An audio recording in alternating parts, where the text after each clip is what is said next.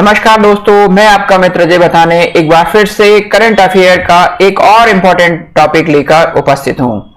आज का जो टॉपिक है, अभी हाल ही में अंकटाड ने वर्ल्ड इन्वेस्टमेंट रिपोर्ट जारी की है।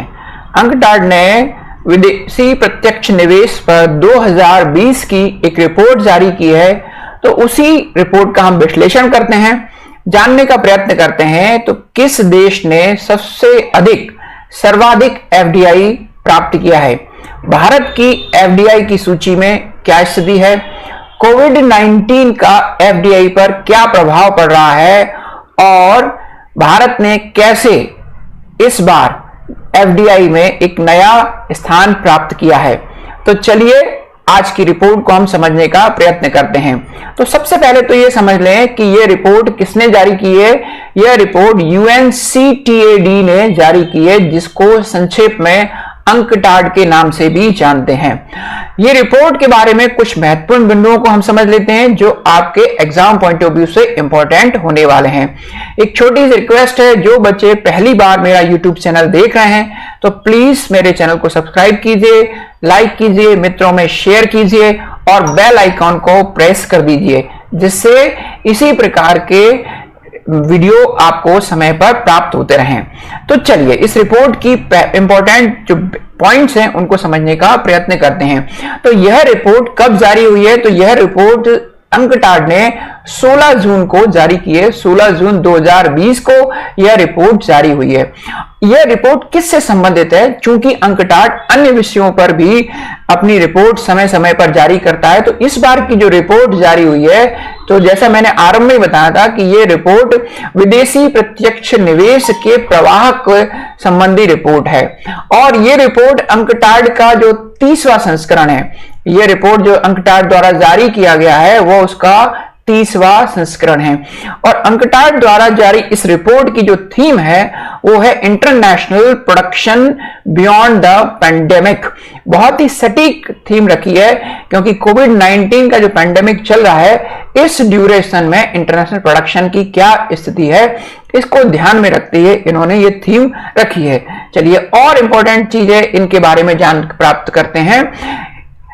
अंकटाड ने अपनी रिपोर्ट में बताया है कि इस बार विश्व में कुल 1.54 ट्रिलियन अमेरिकी डॉलर का विदेशी प्रत्यक्ष निवेश का प्रवाह हुआ है।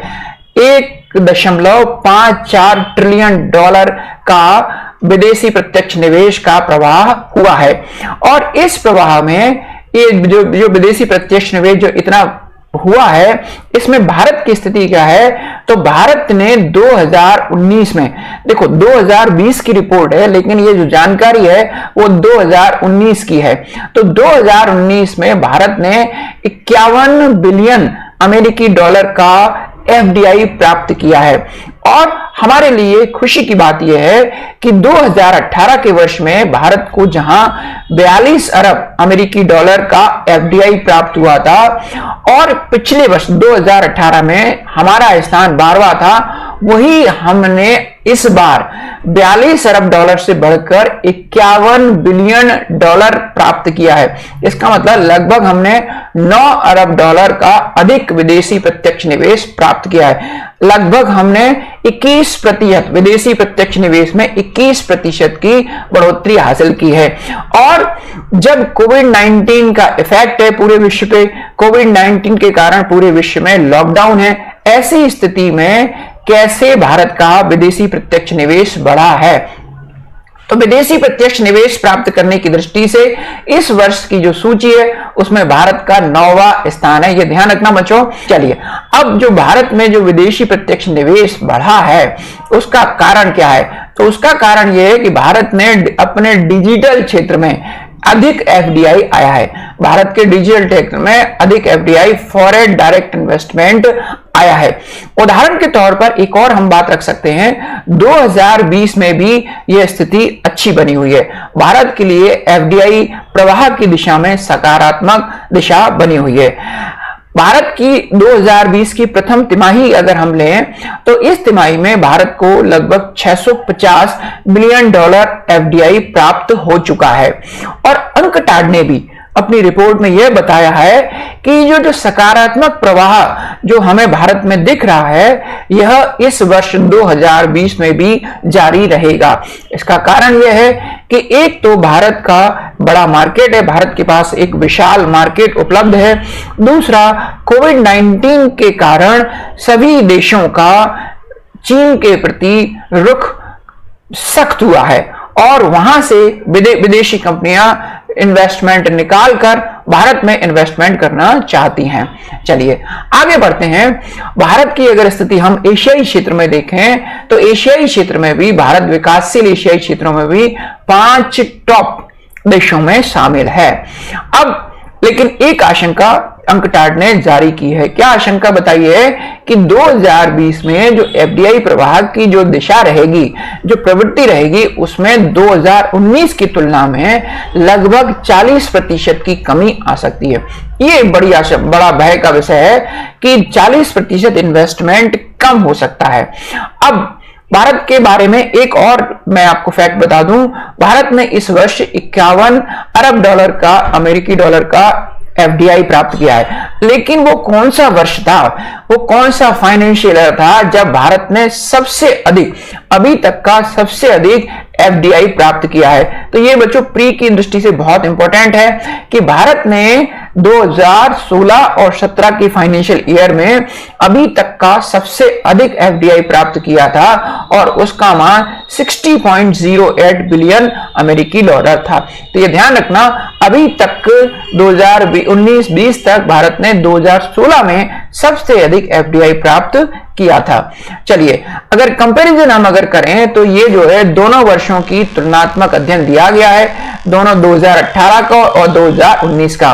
तो पिछले वर्ष की भांति इस वर्ष भी सबसे अधिक FDI United state of America यानी कि अमेरिका ने प्राप्त किया है। हाँ, पिछले वर्ष की तुलना में अमेरिका ने कम, पिछले वर्ष अमेरिका ने जहां 254 बिलियन अमेरिकी डॉलर फॉर एफडीआई प्राप्त किया था, वहीं इस वर्ष 246 बिलियन अमेरिकी डॉलर एफडीआई अमेरिका में प्राप्त किया है। लेकिन पिछले वर्ष 2018 और 2019 में दोनों ही वर्षों में अमेरिका सर्वाधिक एफडीआई प्राप्त करने वाला देश है। तो ये महत्वपूर्ण प्रश्न है कि इस वर्ष जो रिपोर्ट आई है अंकटाड में, उसमें सबसे अधिक एफडीआई प्राप्त करने वाला देश कौन सा है? तो अमेरिका है। दूसरे स्थान पर पिछले वर्ष भी चाइना था, इस वर्ष भी चाइना है, लेकिन पिछले वर्ष की तुलना में इस वर्ष चीन में एफडीआई में थोड़ी सी बढ़ोतरी हुई है। पिछले वर्ष जहां चीन को 138 बिलियन डॉलर मिले थे, इस वर्ष उसे 141 बिलियन डॉलर प्राप्त हुए हैं। ठीक है, इस वर्ष जो टॉप 3 देश हैं एफडीआई प्राप्त करने में, शीर्ष अंतः प्रवाह प्राप्त करने में जो देश हैं, जिन्होंने, अंतः प्रवाह का अर्थ होता है कि जिन्होंने एफडीआई प्राप्त किया है, तो उसमें जो टॉप 3 कंट्रीज हैं वो है यूएसए जिसने 246 बिलियन डॉलर का एफडीआई प्राप्त किया है। दूसरा है चीन जिसने 141 बिलियन डॉलर का एफडीआई प्राप्त किया है और तीसरे नंबर पर है सिंगापुर। सिंगापुर की यदि हम पिछले वर्ष की स्थिति देखें तो सिंगापुर पिछले वर्ष 5वें स्थान पर था और इस वर्ष वो तीसरे स्थान पर आ गया है। और एक और इंपॉर्टेंट चीज मैं बता दूं, इंपॉर्टेंट फैक्ट बता दूं, भारत को सर्वाधिक एफडीआई किस देश से प्राप्त हुआ है? तो 2019 में भारत को सर्वाधिक एफडीआई सिंगापुर से ही प्राप्त हुआ है। इस वर्ष भारत का 9वां स्थान है और भारत को 51 बिलियन डॉलर का एफडीआई प्राप्त हुआ है। इसी प्रकार यदि हम शीर्ष एफडीआई आउटफ्लो वाले देशों की चर्चा करें, मतलब ऐसे देश जिन्होंने अन्य देशों में निवेश किया है, तो इसमें प्रथम स्थान पर जापान है। जापान ने सर्वाधिक दूसरे देशों में निवेश किया है और जापान ने जो है लगभग 227 बिलियन डॉलर का निवेश किया है। दूसरे स्थान पर अमेरिका है 125 बिलियन डॉलर के साथ और तीसरे स्थान पर नीदरलैंड है। चलिए आगे बढ़ते हैं हम। यदि भारत का हम देखें तो भारत में सर्वाधिक विदेशी प्रत्यक्ष निवेश, भारत में सर्वाधिक विदेशी प्रत्यक्ष निवेश इस वर्ष सिंगापुर से आया है और सिंगापुर ने मॉरिशस को पीछे छोड़ते हुए प्रथम स्थान प्राप्त किया है। दूसरा जो स्थान, मतलब दूसरा देश जहां से भारत में सर्वाधिक एफडीआई आया है वो है मॉरिशस। अब इसके पीछे की भी मैं आपको राज बताऊंगा, आप जुड़े रहिए वीडियो में। एक और इंपॉर्टेंट फैक्ट हम जान लेते हैं। 2010 और 2020 के दशक में भारत में सर्वाधिक एफडीआई किस देश से प्राप्त किया है? तो इस दशक में यदि यह प्रश्न आता है कि इस दशक में भारत ने सर्वाधिक एफडीआई किस देश से प्राप्त किया है, तो इसका उत्तर है मॉरिशस। और 2019 में सर्वाधिक एफडीआई भारत ने किस से प्राप्त किया है? तो सिंगापुर। ठीक है, अब एक और प्रश्न, भारत में वो कौन सा क्षेत्र है जो सर्वाधिक एफडीआई प्राप्त करता है? मतलब जो भारत में जो एफडीआई मिलता है वो कौन से सेक्टर में सबसे अधिक मिलता है? तो ये 3 सेक्टर हैं बच्चों जो सर्वाधिक एफडीआई प्राप्त करते हैं। उनमें पहले स्थान पर है सेवा सर्विस सेक्टर, दूसरे स्थान पर है कंप्यूटर सॉफ्टवेयर एंड हार्डवेयर, और तीसरे स्थान पर है दूरसंचार टेलीकम्युनिकेशन। ये 3 प्रमुख सेक्टर हैं जहां जिन क्षेत्रों में भारत सबसे अधिक एफडीआई प्राप्त करता है। प्री के इंपॉर्टेंट से और वनडे एग्जाम के इंपॉर्टेंट से की दृष्टि से ये सभी फैक्ट बहुत इंपॉर्टेंट है। चलिए, ये जो सूची जारी की है वो यूएनसीएटीएडीए ने, अंकटाड ने जारी की है। तो अंकटाड के बारे में हम जान लेते हैं। अंकटाड का पूरा नाम है United Nations conference on trade and development. UNCTAD व्यापार, विकास और निवेश से संबंधित एक संस्था है। यह यूएन के अधीन कार्य करती है। यूएन के अधीन यह एक स्थायी अंतर सरकारी निकाय है। वर्तमान में इसका मुख्यालय जिनेवा में है, और जिनेवा कहां पर है? स्विट्जरलैंड में। अंकटाड का संबंध 3 बातों से, व्यापार से, विकास से और निवेश से है। ठीक है, अंकटाड में वर्तमान में कुल 195 देश सदस्य हैं, और अंकटाड का उद्देश्य विकासशील देशों, खास करके विशेषकर विकासशील देशों में विकास के अनुकूल माहौल उत्पन्न करना है, निवेश के लिए अनुकूल माहौल उत्पन्न करना है, साथ ही साथ विकासशील देशों की अर्थव्यवस्था को विश्व की अर्थव्यवस्था से एकीकरण करने में बढ़ावा देना है। अंकटाड विभिन्न विषयों पर समय समय पर रिपोर्ट जारी करता है, जिनमें प्रमुख है व्यापार और विकास रिपोर्ट, विश्व निवेश रिपोर्ट, न्यूनतम विकसित देश रिपोर्ट, प्रौद्योगिकी एवं नवाचार रिपोर्ट, सूचना एवं अर्थव्यवस्था रिपोर्ट इत्यादि इत्यादि। चलिए, और अंकटाड की स्थापना 1964 में हुई है।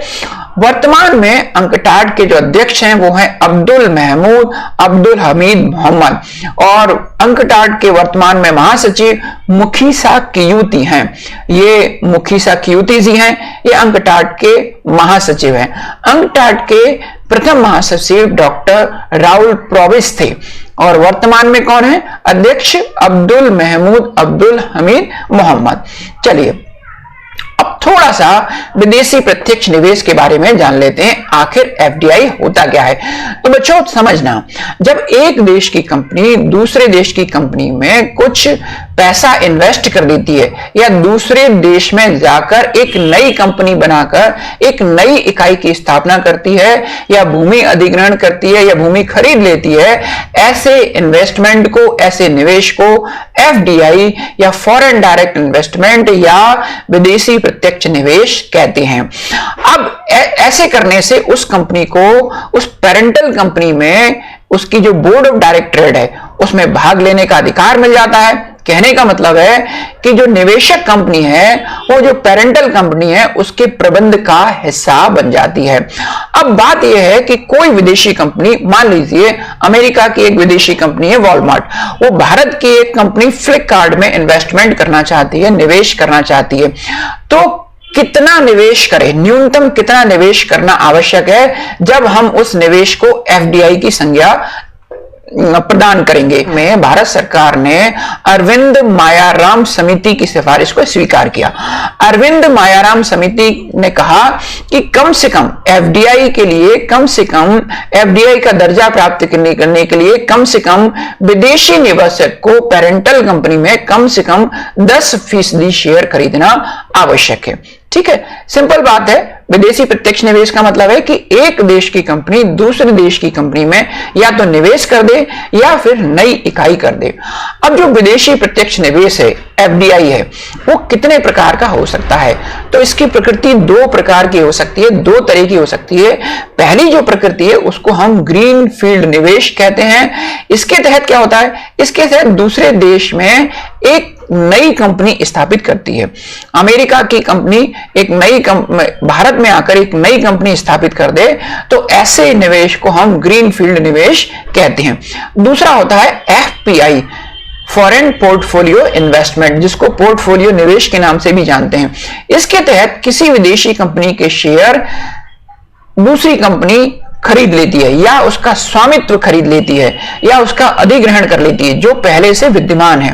पहले से विद्यमान कंपनी को किसी दूसरे देश की कंपनी खरीद ले या उसका अधिग्रहण कर ले या प्रबंध में भागीदारी अपनी दिखाए, तो इसे हम पोर्टफोलियो निवेश कहते हैं। अधिकतर जो विदेशी कंपनियां हैं वो पोर्टफोलियो निवेश ही करती है। चलिए, अब मान लीजिए किसी विदेशी कंपनी को भारत में इन्वेस्टमेंट करना है, तो वो कहां जाए? वो कौन सी ऑर्गेनाइजेशन है, कौन सी संस्थाएं हैं जो एफडीआई को, इन्वेस्टमेंट को रेगुलेट करती है, निगरानी रखती है, जांच करती है? तो इसमें दो संस्थाएं निकलकर आती हैं सामने। पहली है RBI, reserve bank of India, और दूसरी है एफआईपीबी, विदेशी निवेश संवर्धन बोर्ड। जो पहला रूट है, जो आसान रूट है, जिसको हम ऑटोमेटिक रूट के नाम से भी जानते हैं, वो भारतीय रिजर्व बैंक के माध्यम से होता है। चूंकि आरबीआई का जो मुख्यालय है वो मुंबई में है, इसलिए इस रूट को हम मुंबई रूट के नाम से भी जानते हैं। और जो दूसरा रूट है वो सरकार की परमिशन से, सरकार की स्वीकृति के माध्यम से होता है। चूंकि सरकार, और कहने का मतलब दूसरे अर्थों में कहें कि विदेशी निवेश संवर्धन बोर्ड के माध्यम से होता है, और यह बोर्ड नई दिल्ली में है, तो इस दूसरे रूट को दिल्ली रूट के नाम से जानते हैं। तो भारत में एफडीआई की मंजूरी प्राप्त करने के दो रूट हैं। पहला रूट मुंबई रूट या आरबीआई रूट, और दूसरा रूट दिल्ली रूट या एफआईपीबी रूट। तो जो स्वतः रूट होता है, जो मुंबई रूट होता है, जब कोई कंपनी विदेशी, भारत में विदेशी प्रत्यक्ष निवेश इन्वेस्ट करना चाहती है, तो वह इसकी सूचना रिजर्व बैंक से दे देती है। केवल सूचना देना ही पर्याप्त है, इसमें आरबीआई की परमिशन, पूर्व अनुमति लेना आवश्यक नहीं है, ठीक है। लेकिन यदि सरकार दिल्ली रूट के, यदि कोई विदेशी कंपनी दिल्ली रूट के माध्यम से भारत में निवेश करना चाहती है, तो उसे एफआईपीबी से पूर्व स्वीकृति या अनुमति लेना आवश्यक है। अब ऐसा क्यों होता है? तो ऐसे क्षेत्र जो संवेदनशील नहीं है और जिनको भारत सरकार पूरी तरह से खोल सकती है, तो उनके लिए हम जो कंपनियां हैं, विदेशी कंपनियां हैं, वो मुंबई रूट अपनाती है। और ऐसे रूट जैसे रेलवे, जैसे रक्षा, तो ऐसे में भारत सरकार ने कुछ रेस्ट्रिक्शंस लगा रखे हैं कि एक लिमिट से ज्यादा आप इन्वेस्टमेंट यदि करते हैं तो आपको एफआईपीबी की अनुमति लेना आवश्यक होगी। तो जो foreign investment promotion board, FIPB, department of economic affairs, ministry of finance के अधीन कार्य करता है, और ये दिल्ली में है, और आरबीआई का मुख्यालय मुंबई में है। भारत कुछ क्षेत्रों में विदेशी प्रत्यक्ष निवेश की अनुमति नहीं देता है। उनमें कौन कौन से हैं? वो हैं लॉटरी व्यापार, जुआ और सट्टेबाजी, चिटफंड का कारोबार, निधि कंपनियां, हस्तांतरण विकास अधिकार में ट्रेडिंग, सिगार, सिगरेट, तंबाकू इत्यादि, परमाणु ऊर्जा और रेलवे परिचालन। इन क्षेत्रों में भारत सरकार ने एफडीआई की अनुमति नहीं दी है। जिन क्षेत्रों में भारत सरकार ने एफडीआई की अनुमति दी है उनकी स्थिति हम देख लेते हैं। भारत सरकार ने रक्षा क्षेत्र में एफडीआई की अनुमति दी है। पूर्व में रक्षा क्षेत्र में 49% एफडीआई किया जा सकता था, लेकिन जिसे बढ़ाकर अब 74% कर दिया गया है, और एफआईपीबी की अनुशंसा पर यह 100%, कुछ क्षेत्रों में रक्षा क्षेत्र के जो कुछ सेक्टर हैं उनमें 100% तक भी एफडीआई किया जा सकता है। इसी प्रकार सिविल एविएशन में स्वतः 49% विदेशी प्रत्यक्ष निवेश प्राप्त हो सकता है, लेकिन एफआईपीबी, विदेशी निवेश संवर्धन बोर्ड की अनुमति के बाद 100% एफडीआई प्राप्त हो सकता है। इसी प्रकार अन्य क्षेत्रों में हम देखें, फार्मास्यूटिकल क्षेत्र में, तो फार्मास्यूटिकल क्षेत्र में स्वतः मार्ग, जिसको हम मुंबई मार्ग कहते हैं, उस मार्ग से मात्र आरबीआई की सूचना के आधार पर 74% एफडीआई फॉरेन डायरेक्ट इन्वेस्टमेंट किया जा सकता है और एफआईपीबी की अनुमति के बाद फार्मास्यूटिकल में 100% इन्वेस्टमेंट कर सकती हैं विदेशी कंपनियां। इसी प्रकार हम आगे बढ़े तो बीमा क्षेत्र में यदि 49% स्वतः और एफआईपीबी की अनुमति के बाद विदेशी कंपनियां 100% तक निवेश कर सकती है। तो ये लिस्ट है बच्चों, जो एफडीआई से संबंधित लिस्ट है, तो इनको आप याद कर लेना, इन पर प्रश्न बनते हैं। दूरसंचार में अब भारत सरकार ने 100% विदेशी निवेश की अनुमति दे दी है। चलिए, अब सरकार जो है विदेशी निवेश प्राप्त करना क्यों चाहती है? कोई भी देश एफडीआई बढ़ाना चाहता है या घटाना चाहता है, या विदेशी प्रत्यक्ष निवेश से क्या लाभ है, किसी देश को क्या लाभ प्राप्त होते हैं, किसी सरकार को क्या प्राप्त होते हैं, उस देश के निवासियों को क्या क्या लाभ प्राप्त होते हैं, या विदेशी प्रत्यक्ष निवेश भारत के लिए क्यों आवश्यक है? तो इन प्रश्नों के उत्तर को हम समझते हैं बच्चों। पहली चीज तो ये कि विदेशी प्रत्यक्ष निवेश ऋण नहीं होता है। विदेशी कंपनियां किसी अन्य देश में अपनी स्वेच्छा से व्यापार के लिए, लाभ के लिए पूंजी निवेश करती है, तो इस प्रकार उस देश को गैर ऋण वित्त प्राप्त हो जाता है। यानी कि विदेशी प्रत्यक्ष निवेश एफडीआई गैर ऋण वित्त आपूर्ति का एक माध्यम है। दूसरा ये कि चूंकि गैर ऋण वित्त प्राप्त होता है, साथ ही साथ विदेशी प्रत्यक्ष निवेश से उस देश में नई पूंजी की आपूर्ति होती है, नई पूंजी का निर्माण होता है और पूंजी के निर्माण से नई परिसंपत्तियों का सृजन होता है। नई इकाइयों की स्थापना से उत्पादन में वृद्धि होती है, उत्पादन में वृद्धि होने से आर्थिक विकास होता है। तो इसीलिए विदेशी निवेश को आर्थिक विकास का वाहक या सूचक माना जाता है। जिस देश में जितना अधिक एफडीआई आता है, उस देश में आर्थिक क्रियाओं को संपन्न करने के लिए अच्छा माहौल माना जाता है।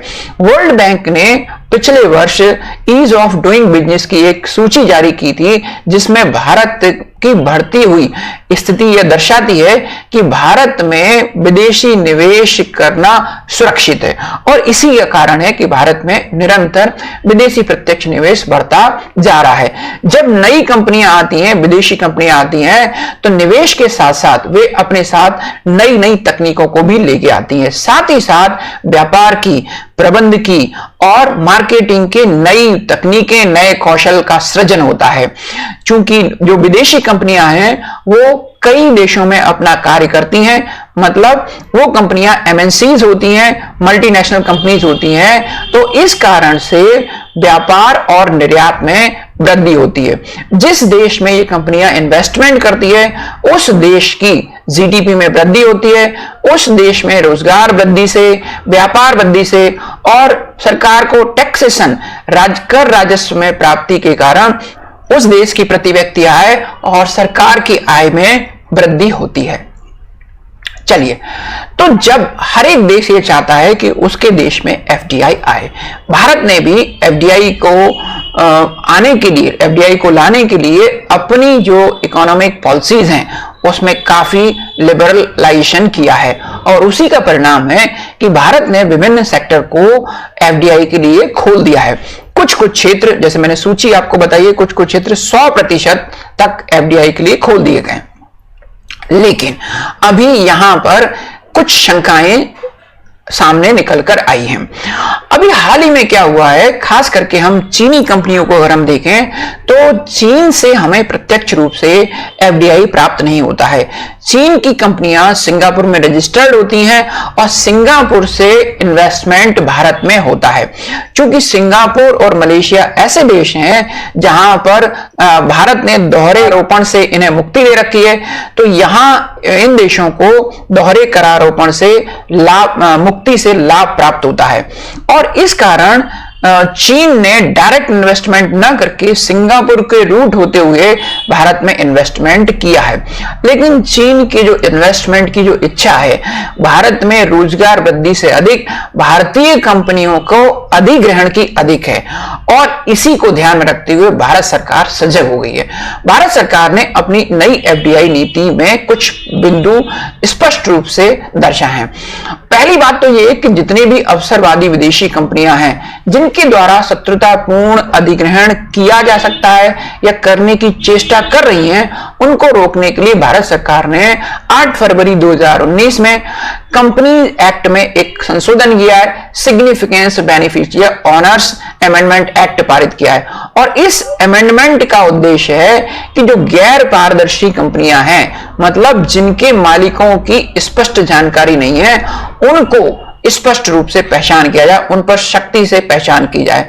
और इसी दिशा में अभी हाल ही में 20 अप्रैल 2020 को भारत सरकार ने जो अपने पड़ोसी देश हैं, खासकर चीन, पाकिस्तान, इन देशों से यदि कोई एफडीआई आता है तो उस एफडीआई के लिए भारत सरकार के उद्योग एवं आंतरिक व्यापार संवर्धन विभाग डीपीआईआईटी से अनुमति लेना अनिवार्य बना दिया है। और इसी क्लॉज का चीन ने बहुत अधिक विरोध किया है। डीपीआईआईटी जो है ministry of commerce and industry के अधीन कार्य करती है और इसी का चीन ने बहुत अधिक विरोध किया है। तो अब ऐसी स्थिति में भारत को क्या करना चाहिए? भारत को एफडीआई के लिए अपने द्वार खोलने चाहिए। क्योंकि एफडीआई जो है रोजगार परक है, एफडीआई व्यापार को बढ़ाता है, विभिन्न जो है उद्योगों में वृद्धि करता है। लेकिन हमें ऐसी जो कंपनियां हैं, फ्रॉड कंपनियां हैं, उन पर निगाह भी रखना है। तो बच्चों, मुझे लगता है कि जो अंकटाड की जो रिपोर्ट आई थी और एफडीआई से संबंधित जो जानकारी है लाभ पहुंचा रही होंगी। तो चलिए आज की क्लास यहीं समाप्त करते हैं। आप मुझसे जुड़े रहिए, बेल आइकॉन को प्रेस कर दीजिए। Thank you very much.